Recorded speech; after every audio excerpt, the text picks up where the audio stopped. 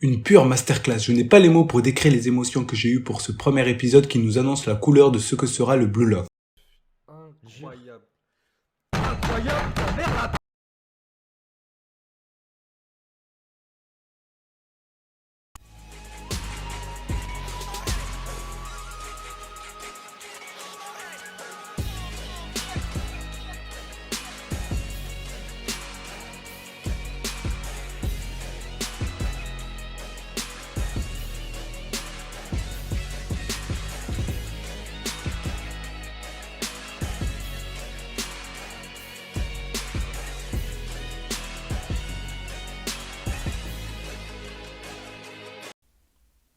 Salut, c'est l'érudit, bienvenue à la review du premier épisode du Blue Lock qui comportera mon ressenti, une analyse et des informations que vous avez pu rater. Il y a beaucoup de choses à dire dessus, mais avant tout n'hésitez pas à liker cette vidéo et de vous abonner si ce n'est toujours pas encore fait. Ça peut paraître rien, mais c'est infiniment beaucoup pour moi. Ma vidéo sera ainsi répertoriée dans vos recommandations, mais également dans les suggestions pour les fans de manga et d'anime tout comme vous. D'ailleurs, si vous n'avez pas vu mes deux vidéos sur Blue Lock, le lien est en description. Donc n'hésitez pas à aller les regarder. Merci beaucoup et commençons cette vidéo. Ces deux premiers épisodes sont vraiment des chefs-d'œuvre. Je n'ai jamais vu un animé de foot aussi bien réussi que Blue Lock. Tout était présent. Jamais un premier épisode d'animé ne m'a autant marqué que Blue Lock. Le décor représente absolument le Blue Lock que nous pouvons voir dans le manga. Il a une dimension très sombre et renfermée. On a ressenti le côté prison moderne de Blue Lock. Oui bon, je suis désolé pour eux, mais ils ne partent pas en colonie de vacances. Ils jouent leur carrière de foot et même pour certains, ils jouent leur vie. Ainsi, le Blue Lock est réellement une prison. Donc le décor et l'atmosphère ressentis tout au long de ces deux premiers épisodes sont des sans faute. Je n'ai non plus rien à dire sur les personnages, que ce soit leur introduction, leur personnalité, leur chara-design et leur regard, tout était très bien retranscrit. Même leurs impressions dans l'anime s'accordent avec l'impression que nous avons eue dans le manga. On peut le voir très bien avec l'introduction de Bashira. Le rythme de ces deux épisodes était très bien. On ne perd pas de temps inutilement. On commence tout d'abord avec le match de la préfecture entre Izagi et Kira, pour ensuite se diriger sur le Blue Lock. D'ailleurs, dans le manga, le chapitre 1 avait débuté par la partie administrative entre Henry, l'assistant de Ego, et le président de l'association japonaise de football. L'épisode 1 adapte presque entièrement le chapitre 1 de Blue Lock contenant une quarantaine de pages, mais le rythme est maintenu. La scène où Izagi se remet de la défaite est courte mais émotionnelle. Ses pleurs parviennent à atteindre et toucher les spectateurs. Cela m'a déchiré de regarder cette petite scène où Izagi souffre et voit son rêve de remporter le tournoi et de devenir champion du monde avec le Japon disparaître. De plus, nous montrer le rêve de Izagi en animation est absolument remarquable. Attendez. Wait a minute! Who are you? Mais comment ne pas parler de l'animation comme je kiffe? Putain! Bordel de merde! Oups, excusez-moi, je me suis emporté. Les animations comme ça, c'est tellement beau et réaliste. Les animations à la Demon Slayer, Jujutsu Kaisen ou encore Fate comme je les aime à en mourir. Ne me dites pas que maintenant c'est devenu la norme ou que c'est à la mode. Vu le nombre d'animés qui est sorti depuis ces derniers mois, nous pouvons compter sur les doigts de la main les animés possédant des animations à en couper le souffle. Donc un très grand merci au studio 8 Bits pour nous avoir produit une animation aussi incroyable. Merci beaucoup et continuez comme ça. Oui, faut le dire quand c'est nécessaire, quitte à me répéter. L'animation est vraiment fluide et vivante. Les traits de dessin de Nomura Yusuke sont parfaitement animés. On le voit notamment très bien avec les yeux de Izagi. D'ailleurs, j'ai beaucoup aimé que dans la première partie de l'épisode 1, l'animation est assez colorée et puis lorsque le Blue Lock se manifeste, on passe à une dimension très obscure et morose, accentuant ainsi la prison qu'est Blue Lock. Par moments, dans l'épisode 1, j'ai eu l'impression de regarder Aohashi ou Olive et Tom dans le point de vue de Kira. Il a tout d'un protagoniste aimé de tous qui respecte tous ses coéquipiers et ses adversaires. En le confrontant à Izagi par deux fois, Kanishiro Muniyuki cherche peut-être à nous faire comprendre que Izagi sera différent des autres héros de shonen de sport et que pour atteindre son but, il sera sans pitié quitte à détruire les rêves des autres. Enfin, c'est ce que je croyais jusqu'à ce qu'on découvrit dans l'épisode 2 le vrai visage de Kira. Une véritable ordure. Dans l'épisode 1, c'était un ultra BG qui était très populaire, mais son masque est tombé lors de son élimination. Comme on le dit, l'habit ne fait pas le moine. Qu'est-ce que le football? Un sport où 11 joueurs unissent leurs forces pour se battre?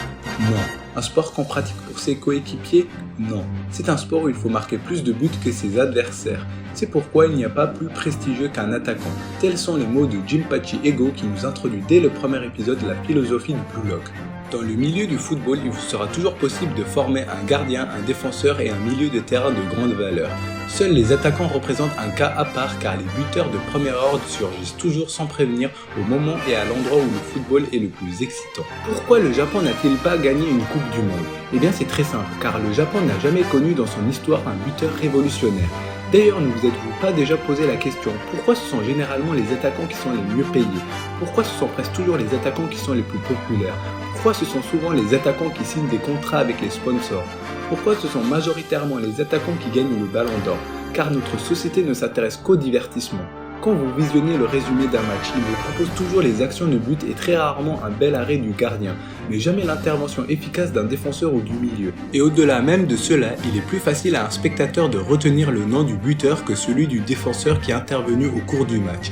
Le nom du buteur est affiché partout dans les médias, que ce soit dans les articles, à la radio et à la télévision. Le football est devenu un sport individuel pratiqué à plusieurs où chacun essaye de briller en soignant ses stats.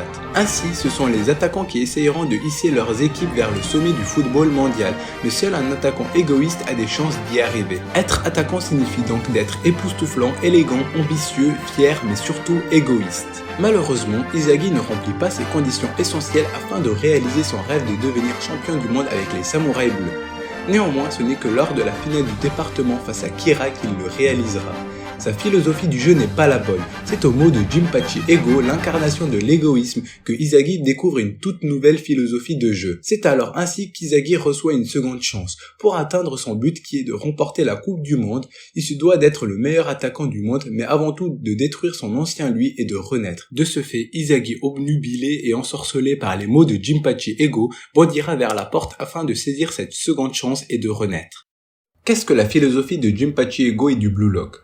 Pour lui, le football est un sport individuel. Pour atteindre le sommet du football, les joueurs doivent nécessairement comprendre l'estime de soi et doivent veiller à leurs propres intérêts. C'est ainsi que le Blue Lock est créé. Non seulement c'est un centre d'entraînement sélectif talentueux, mais c'est aussi un lieu où les joueurs ne sont pas autorisés à quitter dès leur inscription, sauf en cas d'expulsion. Ces expulsions se produisant très souvent et mettant fin aux carrières footballistiques des joueurs, ils augmentent sans cesse la tension. Tout cela crée beaucoup de pression et de tension envers les joueurs, mais c'est la philosophie du Blue Lock qui suscite cette tension. Dès le début de l'anime, on nous montre une confrontation entre deux philosophies diamétralement opposées, l'égoïsme face au collectif. Que ça soit par les visions de Ego et de Kira ou que ça soit sur la dernière action du match de Inzaghi lors de la finale du match de qualification départementale pour le tournoi national interlycée. On voit très bien que la finalité de cette opposition reste toujours la même. En effet, la première personne qui quitte le programme Blue Lock est Kira, la perle du football japonais ayant une vision altruiste du football. Dans un premier temps, on peut penser qu'il se fit virer à cause d'une incompatibilité avec la philosophie du Blue Lock, mais la réalité est tout autre. C'est bien ce que Jinpachi Ego va lui faire comprendre. Cette petite épreuve permet d'évaluer pour les personnes évitant le ballon, le feeling, la tactique et le positionnement d'un buteur dans une surface de réparation. Quant à la personne qui tire, il est jugé sur sa précision de dribble et de tir envers des cibles en mouvement. Mais surtout, l'objectif le plus important demeure de déceler les joueurs capables de s'adapter à toute situation imprévue, tels Inzaghi ou Bachira. Pourtant, ce ne fut pas le cas de Kira n'ayant pas rempli ces critères en ayant abandonné une seconde avant la fin. Voilà pourquoi Kira ne réussit pas l'examen car il n'a pas été opportuniste tel devrait l'être un attaquant égoïste. Le cas de Inzaghi lors du tournoi est le même. Il n'a pas été opportuniste de se retrouver devant le but et a préféré faire la passe, ce qui lui a coûté la défaite.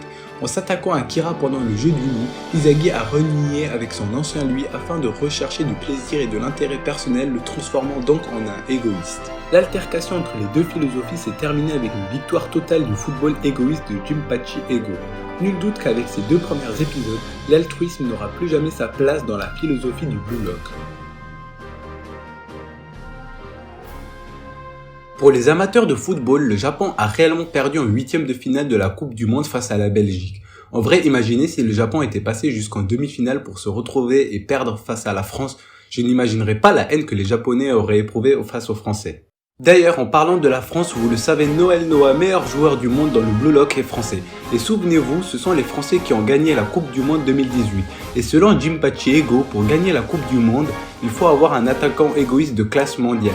Ainsi, il donna la nationalité française à Noël Noah et le désigna comme le meilleur joueur du monde pour mélanger sa fiction à la réalité. Noël Noah dans le Blue Lock, c'est le Benzema de notre monde. Les deux sont des neufs et des Français. En plus, maintenant que Benzema a gagné le Ballon d'Or, ça lui fait un autre point commun avec lui. Un petit détail ne vous a sûrement pas échappé, il s'agit de l'apparition de Lionel Messi, de Cristiano Ronaldo, de Pelé et de Cantona. Tous des joueurs de légende ayant marqué le football de leurs empreintes. Un autre petit détail concerne la saison 1 dans sa globalité. Elle sera diffusée pendant la Coupe du Monde au Qatar. Il ne s'agit sûrement pas d'un hasard mais d'un choix d'audience et de marketing. De plus, Adidas collabore avec Blue Lock qui dévoile dans le manga les nouveaux maillots de l'équipe du Japon de football pour la Coupe du Monde 2022. Par contre, qui sont les personnes qui ont vu la petite rêve de Kanichiro Muneyuki envers le manga de My Hero Academia, le coach de l'équipe Aizagi criant « One for all, all for one ». Dites-le moi dans les commentaires si vous l'aviez remarqué. C'est tout pour cette vidéo. Et oui, même les meilleurs moments ont une fin. Non, c'est pas ce que je voulais dire. C'est tout pour cette vidéo. N'hésitez pas à mettre un pouce bleu sous cette vidéo et dites-moi dans les commentaires si vous aimeriez avoir d'autres reviews Blue Lock.